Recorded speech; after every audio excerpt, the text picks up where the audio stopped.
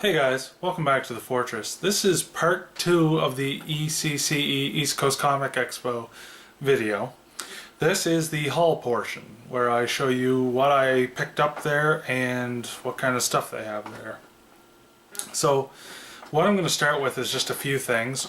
Right off the bat, I did find this booth right to the right that was selling some Supernatural clothing, and I'm a massive Supernatural fan, so I had to pick it up. So the first thing I'm going to show you is the, hard to see, Winchester and Sons t-shirt. It has the double trap on the back, or behind there, and again on the back. So that was a really cool find. And at the same booth, I was able to pick up this hoodie, which is again Supernatural themed, and it just says Winchester Wayward Outfitters, which is, I believe, the booth's name, but could be just the company that makes them, and they were selling it. But some great people at that booth. Now, one of the first booths that I saw when I walked in, me and Corey, was the ECCE like main table, and at this table they had some sketches that Nick Bradshaw had done, and they were selling them for about $5 a piece, and I was able to get 3 of them. The first one seems to depict Lex Luthor, Superman, Ma and Pa Kent, and Lois Lane. Now, it's probably a little harder to see it, but it was amazing to see some of this. He found these actually in his basement and sent them over so that people could buy them. Now, the second one I picked up is of Superman, Batman, Robin, a couple Batman villains. Let you guys decide, but again, really cool piece since he mainly does Marvel, and you can see Superman there on the side and Batman, and he even added, if you look there, Snap. So it's kind of a really cool thing that he has right here. And the third is mainly Batman, Penguin, maybe Joker, and Poison Ivy, and you can see right here. Anyways, $15 for original sketches by Nick Bradshaw that he found in his basement. Amazing, just amazing. $5 a piece, so I had to get them. Now, the next prints I came across by accident. I was kind of just starting to look around. I did get the VIP, and I was able to get in an hour early. And one of the tables I was just setting up as I was walking by had these amazing kind of dark zombie versions of the comic books. So I was able to get 3 of those for a pretty good price. And the first one I'm going to show you here is Spider-Man. Now, I don't know who the artist was. I should have asked his name, met him, actually talked to him, but just I don't have the greatest memory. Signed print. But I found his dark art pretty amazing. I'm kind of sick and twisted that way sometimes, I guess.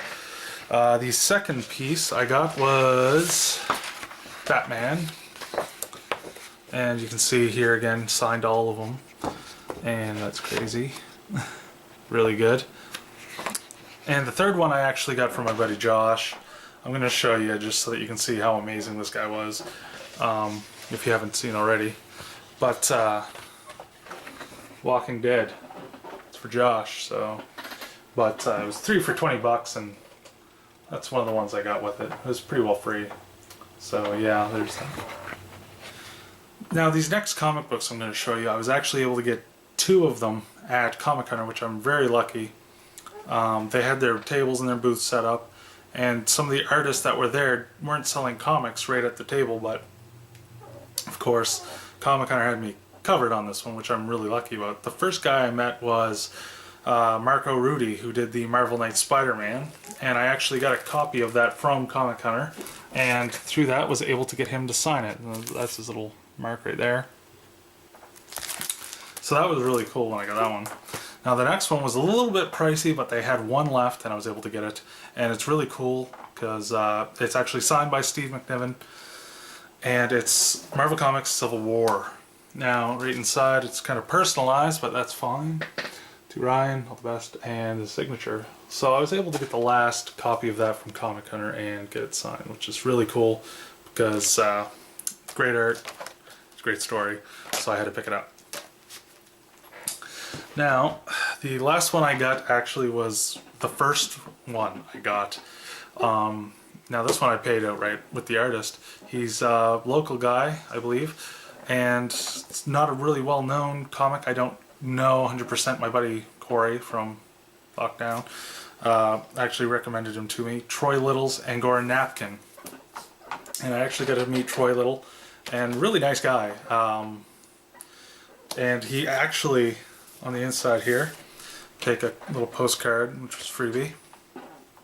And if you flip to this, it's got Ryan, Troy Little, and he even drew one of the characters from his book. So I'm going to be reading this and kind of getting into that. And he did give me a website, which I will put in the description link below this box here whenever I get this stuff done.